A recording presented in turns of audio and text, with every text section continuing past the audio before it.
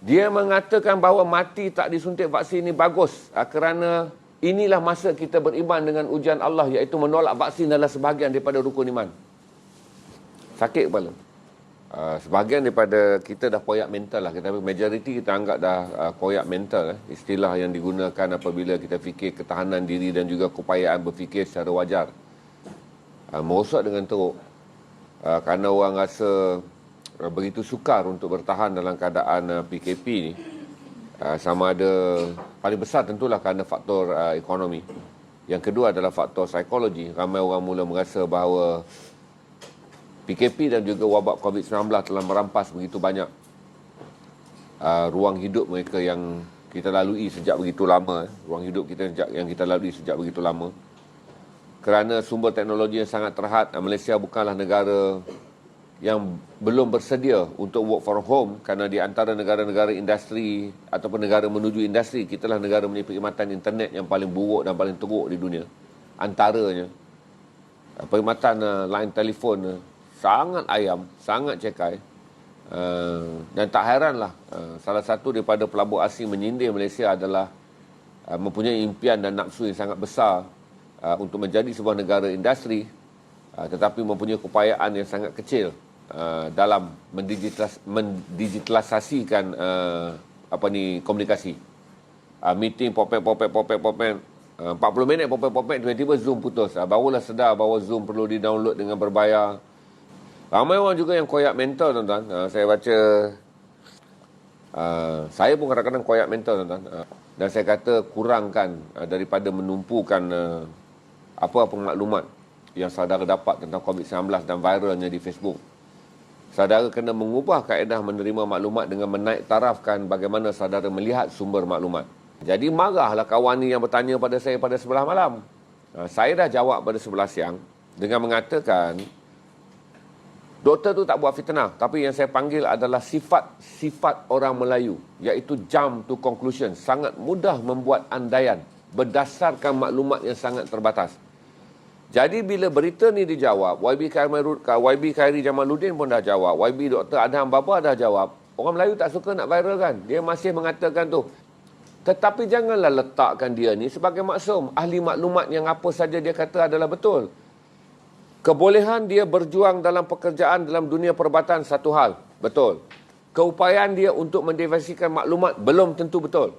Jadi jangan sebut, kalau sebut barisan depan saudara pukal, dialah seolah-olah orang yang Nabi dan maksum. Ini akan mengelirukan saudara. Jadi semalam bila saya jawab, dia kata, oh, tak boleh bawa bincang.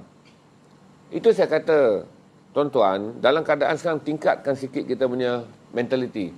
Berarti bila jumpa maklumat baca, saya nak bagi tahu tuan-tuan, jadi tolong saudara stop daripada bercakap tentang benda-benda yang kita tak tahu ekor kepala, tapi kita tukar menyebarkan perkara-perkara yang kononnya kita tahu. Itu yang saya selalu sebut, palatau. Saya bukan marah tuan-tuan, tapi ini cara saya menyampaikan maklumat yang tegas bagaimana minda orang Melayu, mindset orang Melayu, attitude orang Melayu kena berubah. Kalau inilah bala yang diturunkan oleh Allah kepada kita ni, kalau satu dunia Allah turun dengan hikmah dan matlamatnya apa saya tak tahu. Tapi kalau untuk kita lah bala ni diturunkan kepada kita dan menjadikan bangsa ini lagi bangsa yang suka menyebarkan fitnah, bangsa yang suka mengambil kesempatan untuk menyebarkan kebencian, bangsa yang suka mengambil kesempatan untuk menanamkan hasutan, wabak ini adalah bala yang akan berpanjangan dan wajar dipanjangkan. Sebab dia tak cukup mendidik bangsa ini untuk mengenal dan menginsafi apa yang Allah turun dan uji ke atas mereka.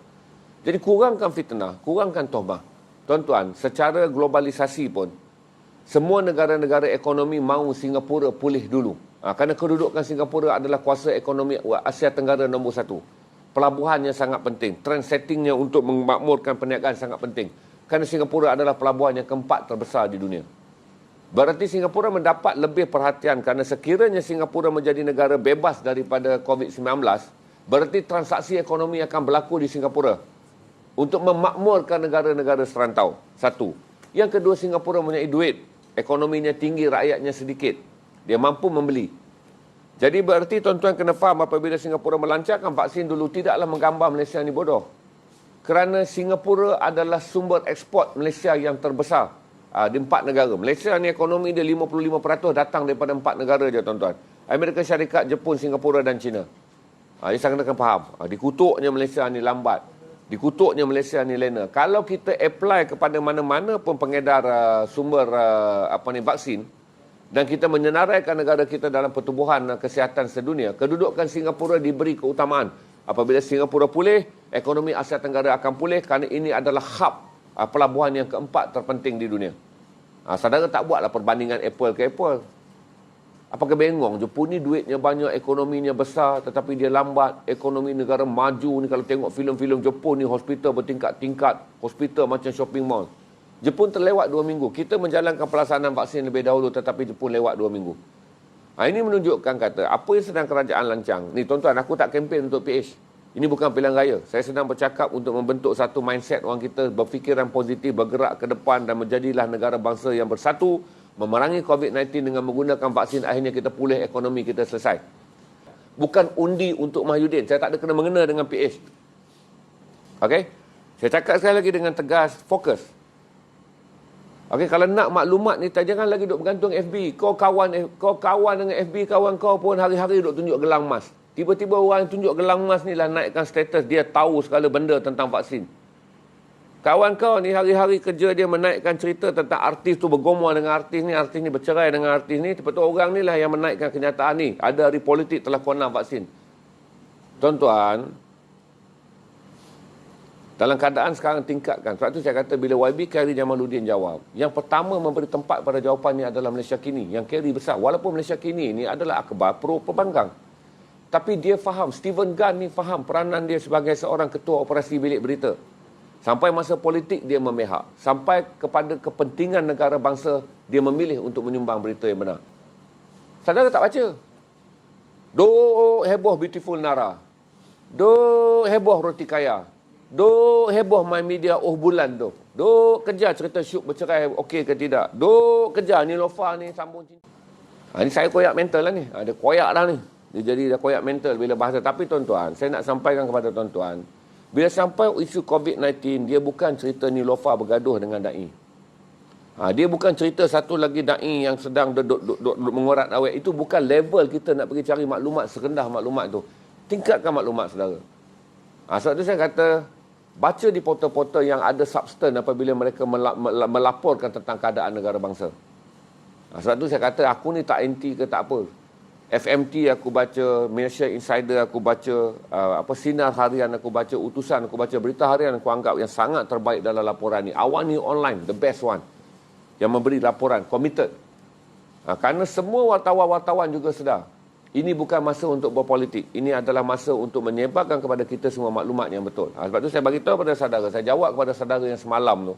Banyak sangat di Beautiful Nara tu.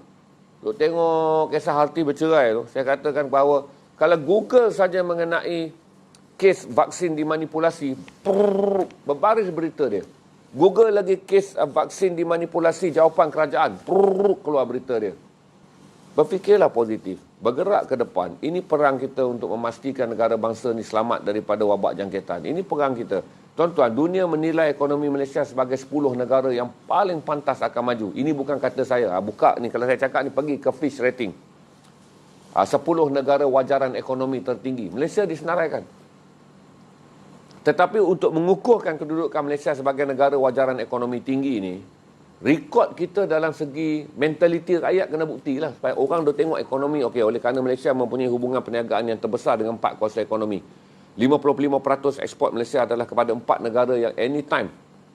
Bila COVID pulih dan negara ini membuka ekonominya, ekonomi Malaysia memacu 55%. Kerana kita mempunyai hubungan perniagaan 55% apabila kita mengeksport kepada China, kita mengeksport kepada Singapura, kita mengeksport kepada Jepun dan kita mengeksport kepada Amerika Syarikat. Ini adalah 4 negara enjin utama ekonomi dunia. Nerve ekonomi dunia berada kerana ini adalah top 4. Jadi tuan-tuan kena faham, untuk membolehkan Fitch Rating dan agensi-agensi antarabangsa melihat pula mentaliti. Dia tengok sekarang ni skala ekonomi berdasarkan angka-angkaan, nombor-nomboran.